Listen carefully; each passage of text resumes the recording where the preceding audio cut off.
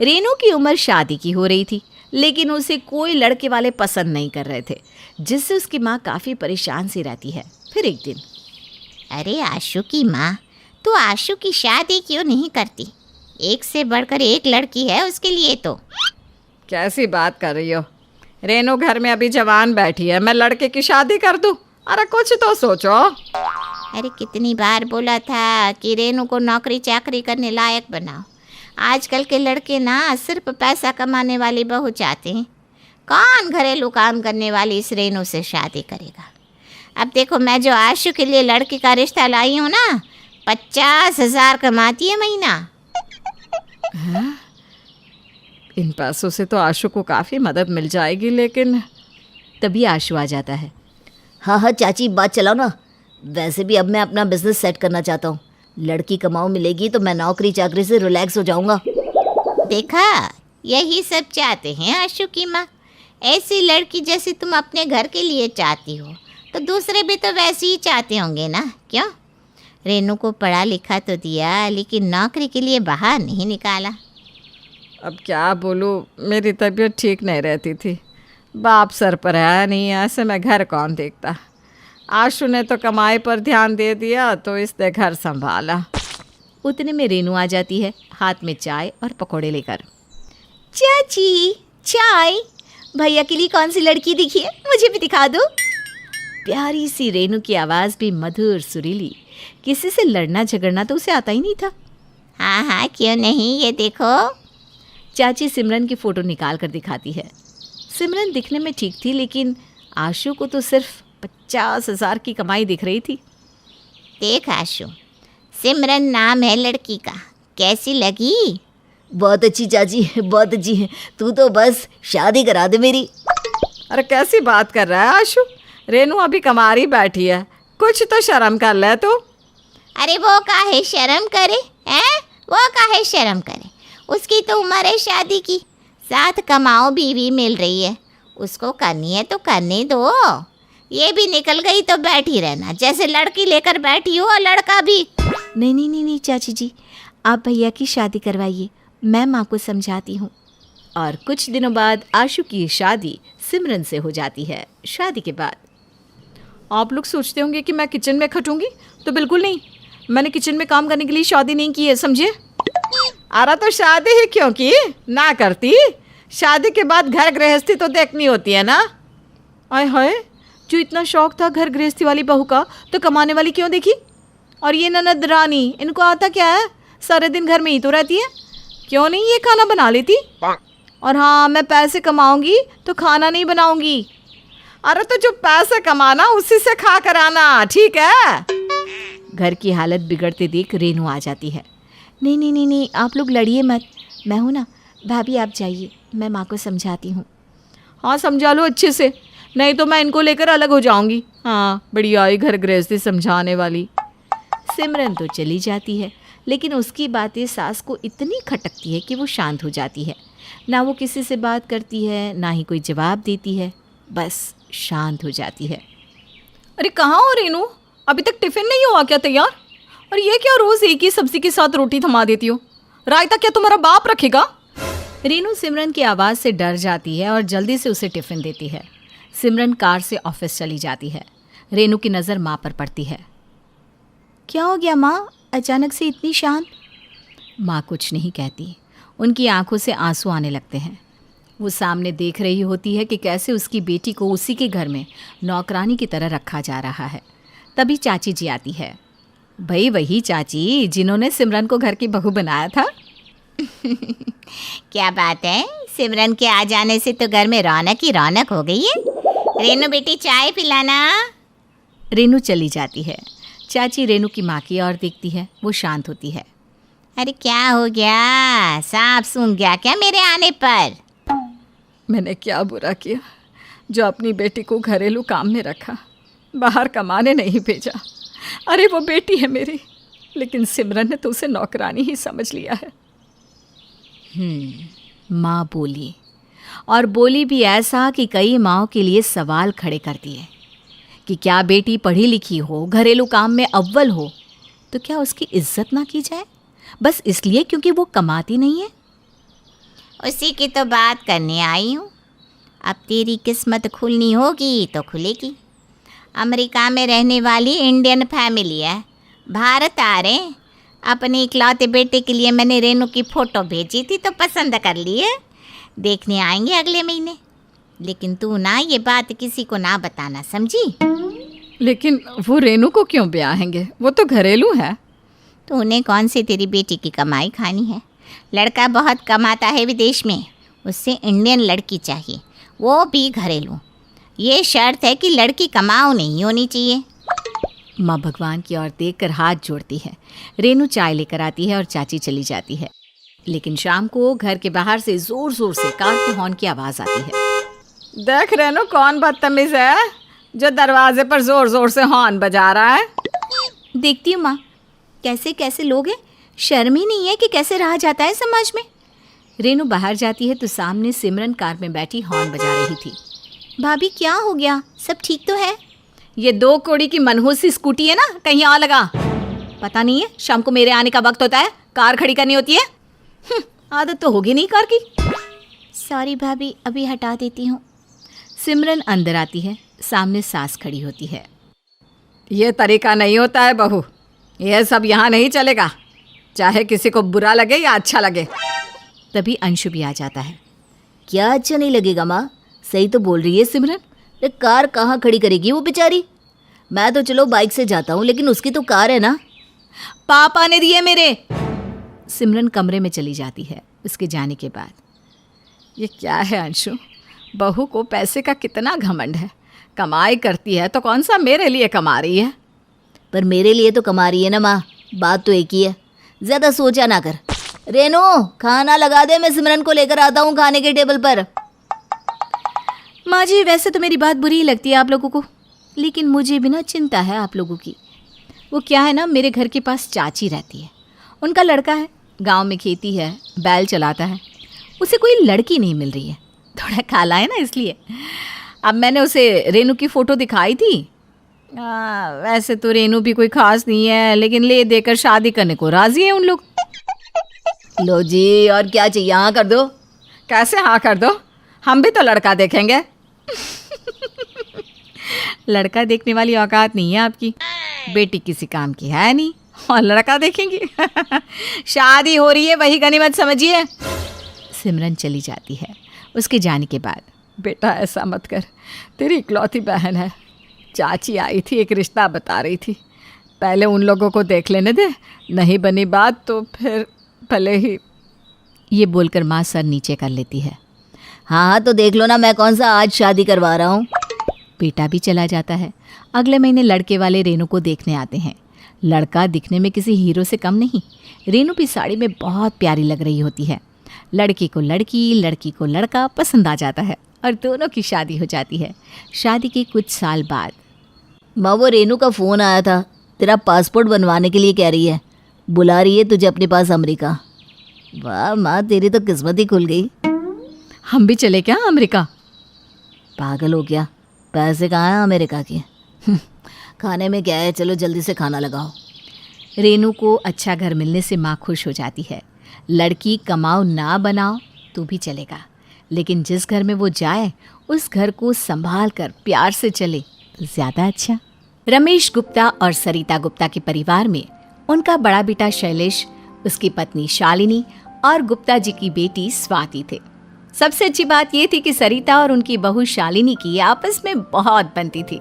देखकर लगता ही नहीं था कि वो सास बहू हैं। एकदम माँ बेटी की तरह रहते थे दोनों। कुल मिलाकर परिवार में सब कुछ अच्छा था। बस एक छोटी सी परेशानी ये थी कि स्वाति की अभी तक शादी नहीं हुई थी। सब कुछ ठीक होते हुए भी स्वाति को अपनी माँ और भाभी के बीच का ये माँ बेटी वाला प्यार कभी कभी बुरा लग जाता था। शालिनी बहू, कहाँ है बेटा? देखना जरा, मुझसे सुई में धागा नहीं डाला जा रहा, मेरी मदद कर दे। क्या मम्मी, मैं आपके सामने बैठी हूँ ना, और आप भाभी को आवाज लगा रही हैं। आपको मैं नजर नहीं आती क्या? वो क्या है ना बेटा, मुझे शालिनी की इतनी आदत पड़ गई है कि उसके अलावा कुछ नजर ही नहीं आता। उसका नाम जुबान पर चढ़ गया है। मम्मी, कहीं भाभी के चक्कर में आप अपनी सगी बेटी को भूल मत जाना। जब देखो तब शालिनी शालिनी करती रहती हो। अरे बेटा तू तो बुरा मान गई। ले चला, तू ही सुई में धागा डाल दे, इसमें कौन सी बड़ी बात है। कुछ दिनों के बाद पापा, मैंने एक कुकिंग कंपटीशन में पार्टिसिपेट किया है। कुछ भी समझ में नहीं आ रहा खाने में क्या बनाऊं, और मुझे ना किसी भी हाल में वो कंपटीशन जीतना ही है। इसमें परेशान होने वाली क्या बात है, शालिनी से पूछ ले, वो बता देगी। स्वाति तू तो जानती है ना तेरी भाभी कितना अच्छा खाना बनाती है, वो तुझे कुछ ना कुछ जरूर अच्छा सा सिखा देगी। हाँ ये बात तो है, मेरी बहू खाना इतना लाजवाब बनाती है। अगर वो इस कंपटीशन में पार्ट ले रही होती ना तो विनर बनकर आती। मम्मी अब फिर से शुरू हो गई। जब देखो शालिनी शालिनी। मैं जानती हूँ भाभी बहुत अच्छा खाना बनाती है, और भैया आप भी ना हमेशा बस अपनी बीवी की तारीफ करते रहो। कभी मेरे बारे में भी कुछ अच्छा कह दिया करो। अरे स्वाति नाराज क्यों होती हो, तुम तो मेरी बहुत प्यारी बहन हो। एक दिन सरिता के कमरे में, अरे मम्मी ये क्या, आज आपने अपने सारे गहने निकाल कर बाहर रखे हैं, कहीं शादी में जा रही हैं क्या? अरे नहीं नहीं बेटा, शादी में नहीं जा रही हूँ। ये सारे गहने मेरे शादी के हैं जो मेरी सास ने मुझे दिए थे। वाह मम्मी, ये सारे गहने तो बहुत सुंदर हैं। सुंदर तो तब लगेंगे जब तुम ये गहने पहनोगी। मम्मी जब मेरी शादी होगी ना तो ये बड़ा वाला हार आप मुझे गिफ्ट करना, ये मुझे बहुत पसंद है। देख स्वाति, ये गहने मुझे मेरी सास ने दिए हैं और इन पर मेरी बहू का अधिकार है। तुम्हारे लिए मैं दूसरा हार बनवा दूंगी। अरे कोई बात नहीं मम्मी जी, क्या फर्क पड़ता है। अगर स्वाति को ये हार पसंद है तो आप ये उसे दे देना। अरे फर्क कैसे नहीं पड़ता, ये हार तो सिर्फ मेरी बहू पहनेगी। अगर मेरी माँ और भाभी के बीच इसी तरह माँ बेटी का प्यार बना रहा ना तो मुझे ससुराल जाते वक्त फूटी कौड़ी भी नहीं मिलने वाली। भाभी ने तो सबको अपने शिकंजे में पूरी तरह से कस के रखा हुआ है। अब मुझे कुछ करना पड़ेगा। और फिर कुछ दिनों के बाद, भैया आपने कहा था ना कि मैं भाभी से कोई रेसिपी सीखूं और कंपटीशन में फर्स्ट आ जाऊं। भाभी ने जानबूझकर मुझे गंदे से डिश बनाना सिखा दिया। विनर बनना तो दूर, मेरा तो दूर दूर तक कहीं नाम भी नहीं आया। शालिनी जानबूझकर ऐसा कुछ नहीं कर सकती स्वाति, तुम उसके बारे में गलत सोच रही हो। हाँ स्वाति, मैंने तो तुम्हें सब कुछ बहुत अच्छे से बताया था। अरे बेटा तुमने अच्छे से बनाया नहीं होगा, शालिनी कभी किसी के साथ ऐसा नहीं कर सकती।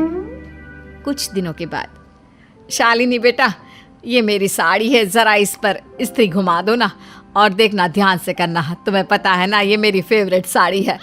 मम्मी जी आप चिंता मत करिए, बहुत ध्यान से इस पर आयन करूंगी। शालिनी जैसे ही अपने कमरे में आयन करने के लिए जाती है, स्वाति भी वहां पहुंच जाती है। क्या कर रही हैं भाभी, बिजी है क्या? अरे नहीं नहीं, ये मम्मी जी ने अपनी साड़ी आयन करने के लिए दी थी, बस वही कर रही थी। भाभी एक काम करिए ना, ये साड़ी मैं आयन कर देती हूँ, आप ज़रा मेरे कमरे से मेरा हैंडबैग उठाकर ला दो ना। अच्छा ठीक है, अभी लेकर आती हूँ। शालिनी के जाने के बाद स्वाति अपनी माँ की साड़ी को जानबूझकर जला देती है और फिर चुपचाप वहाँ से चली जाती है। जब शालिनी वहाँ पर आती है तो साड़ी को जला हुआ देखकर बहुत दुखी होती है। मम्मी जी मुझे अच्छी तरह याद है, मैंने आयन बंद करके रखी थी, पता नहीं कैसे साड़ी जल गई। कोई बात नहीं बेटा, एक साड़ी तो है, क्या फर्क पड़ता है। वो बात नहीं है मम्मी जी, लेकिन जब मैं स्वाति को कहकर गई थी तो फिर आयन साड़ी के ऊपर कैसे पहुंच गई। मेरा मतलब जब मैं कमरे में वापस गई तो आयन साड़ी के ऊपर रखी हुई थी और इसीलिए जल गई। देखा मम्मी, भाभी साफ साफ मुझ पर इल्जाम लगा रही है। अरे मैं तुम पर इल्जाम नहीं लगा रही हूँ स्वाति, लेकिन मेरे अलावा तो उस कमरे में उस वक्त तुम ही थी ना, बस इसलिए पूछने की कोशिश कर रही हूँ। देखा मम्मी, आप अपनी बहू को बेटी की तरह प्यार करती हैं और वो मुझसे किस तरह की बात कर रही है। अरे अब तो अपनी आंखें खोल लीजिए। तुम गलत समझ रही हो स्वाति, मेरा वो मतलब नहीं था। मैं अच्छी तरह समझती हूँ भाभी क्या करना चाहती है। देखो स्वाति, कई दिनों से देख रही हूँ, तुम जब देखो तब शालिनी से चिढ़ती रहती हो। मैं जानती हूँ मेरी बहू ऐसा कुछ नहीं कर सकती, अब जाओ यहाँ से।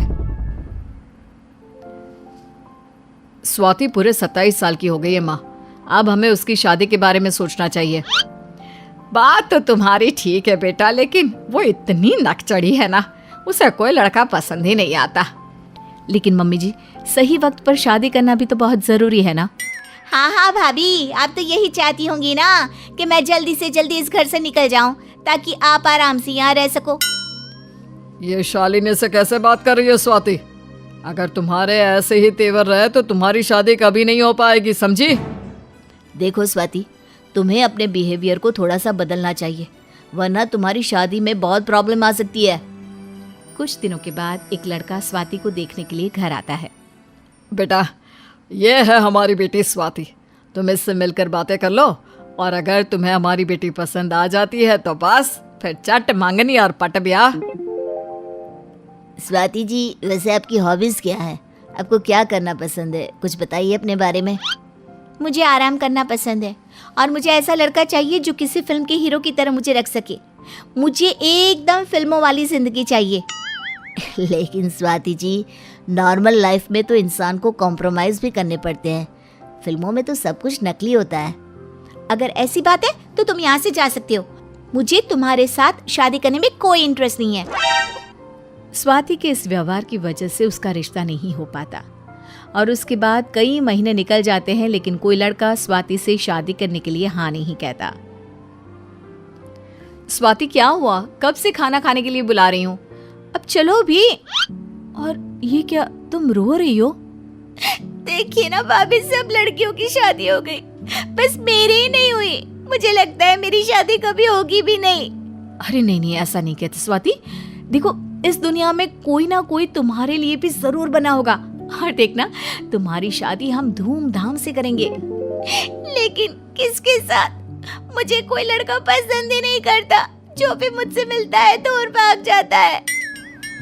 देखो स्वाति, मैं तुम्हें एक छोटी सी बात समझाती हूँ। इस दुनिया में हर इंसान प्यार का भूखा है। अगली बार जब तुम किसी लड़के से मिलो तो उसे ये जताना कि तुम उस इंसान से प्यार करती हो, ना कि उसके पैसों और आराम से, समझी? ठीक है भाभी, एक बार मैं आपकी बात मानकर देख लेती हूँ। वैसे भी आपको तो आपके ससुराल में सब कुछ ज्यादा ही मिला है, सभी आपको कुछ ज्यादा ही प्यार करते हैं। क्या पता आपका फॉर्मूला काम कर जाए। स्वाति, तुम्हें चिंता करने की कोई जरूरत नहीं है। मेरा एक कजिन है, अमेरिका में नौकरी करता है, उससे तुम्हारे रिश्ते की बात चलाऊंगी और देखना, तुम्हारी जिंदगी बहुत अच्छी होगी। और फिर शालिनी के समझाने के बाद स्वाति अपने बिहेवियर में चेंज लाती है और शालिनी के कजिन के साथ उसका रिश्ता पक्का हो जाता है। शादी होने के बाद स्वाति बहुत खुश होती है। भाभी, मैंने आपके साथ बहुत गलत किया। मम्मी और भाई को आपके खिलाफ भड़काने की कोशिश की, लेकिन आप तो बहुत अच्छी हैं। मुझे मेरी गलती के लिए माफ़ कर दीजिए। अरे, इसमें माफ़ी मांगने वाली कोई बात नहीं है। तुम मेरी प्यारी ननद हो। अगर मैं तुम्हारे लिए कुछ नहीं करूंगी तो किसके लिए करूंगी? हाँ, समझ में आया क्यों मैं तुम्हारी भाभी से इतना प्यार करती हूँ? अरे बेटा, इतनी अच्छी बहू अच्छों को नहीं मिलती। देखो स्वाति, तुमने मुझे भी कई बार अपनी भाभी के बारे में बहुत कुछ कहा, लेकिन मेरी बीवी वाकई में बहुत अच्छी है और कोई मुझे उसके खिलाफ भड़का नहीं सकता। स्वाति बेटा, तुम्हें भी अपनी भाभी से कुछ सीखना चाहिए। अरे अब बस बहुत हो गया। और सुनो स्वाति, ये बड़ा वाला हार तुम्हें पसंद था ना, तो बस आज से ही ये तुम्हारा। मैं तो कब से इंतजार कर रही थी कि कब तुम्हारी शादी होगी, कब तुम ससुराल जाओगी, और मैं तब तुम्हें अपने हाथों से ये हार खुद गिफ्ट करूंगी। रानी पढ़ी लिखी समझदार लड़की थी। वो ससुराल में सास ससुर के साथ रहती। माँ जी, मैं नौकरी करना चाहती हूँ। मैंने मैनेजमेंट का कोर्स किया है।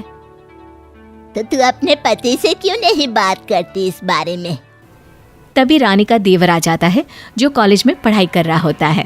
भाभी खाने में क्या है? भूख लग रही है। अभी लगा रही हूँ खाना। विजय, तुम पहले चेंज तो कर लो। विजय चला जाता है। फिर वो सास से कहती है, सासू माँ, मैंने बात तो की थी इनसे, लेकिन उन्होंने कहा कि मैं आपसे बात करूं।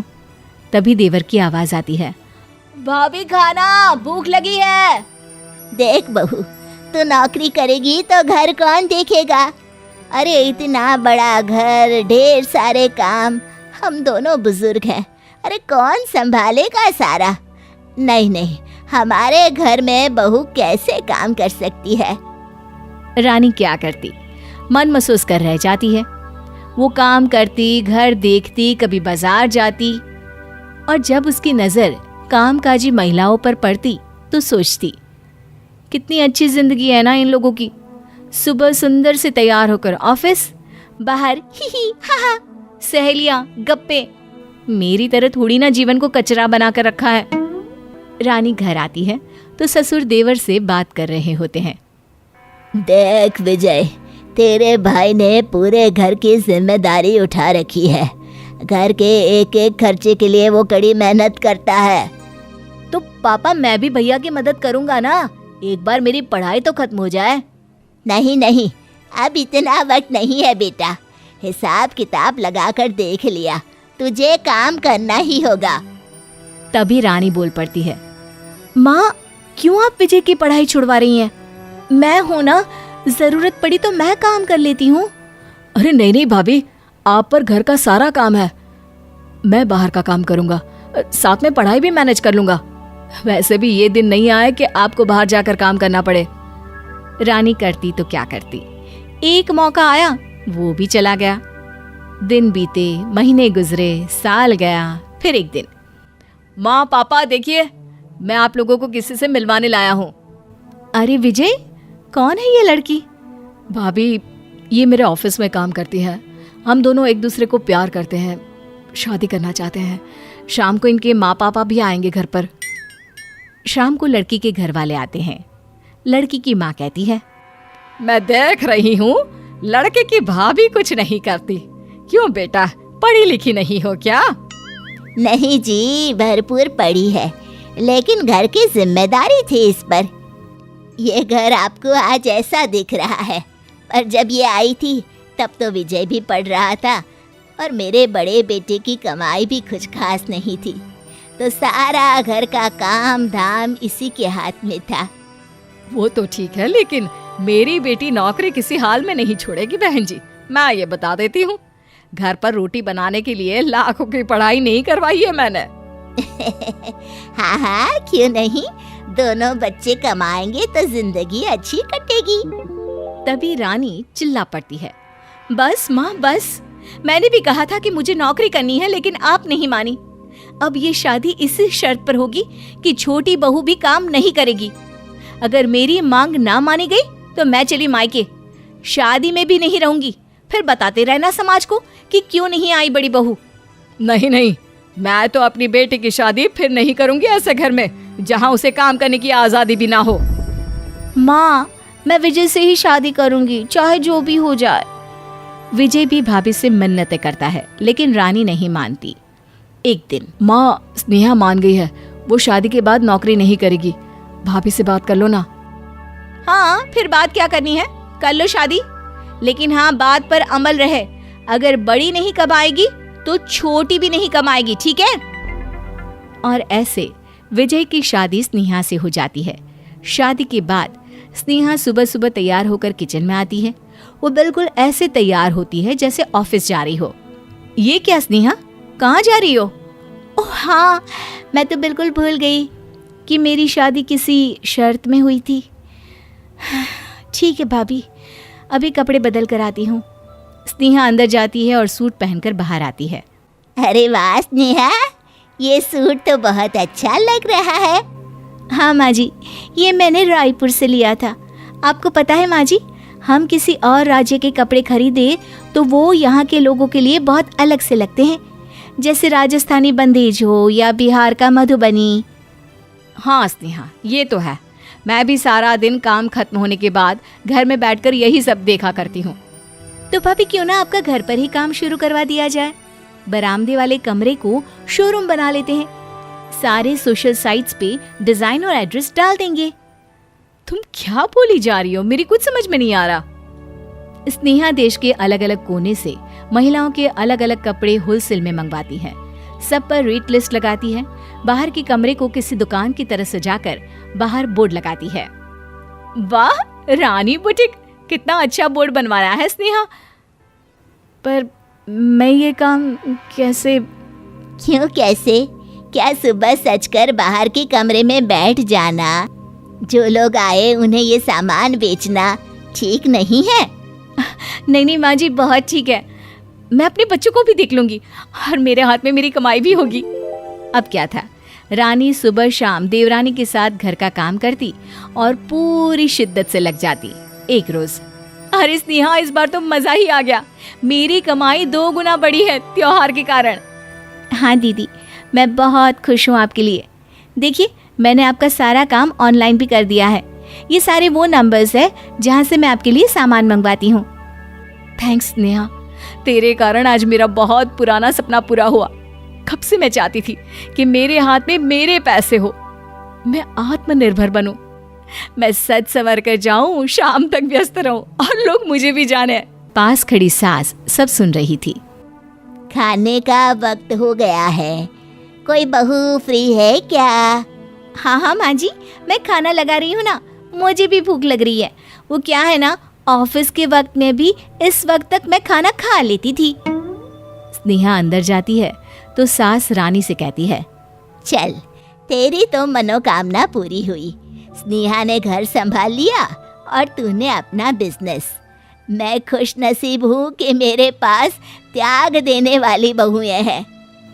नहीं नहीं माँ जी, स्नेहा को घर नहीं बैठने दूंगी मैं। उसने मेरा सपना पूरा किया है तो मैं कैसे उसके सपने को मार सकती हूँ।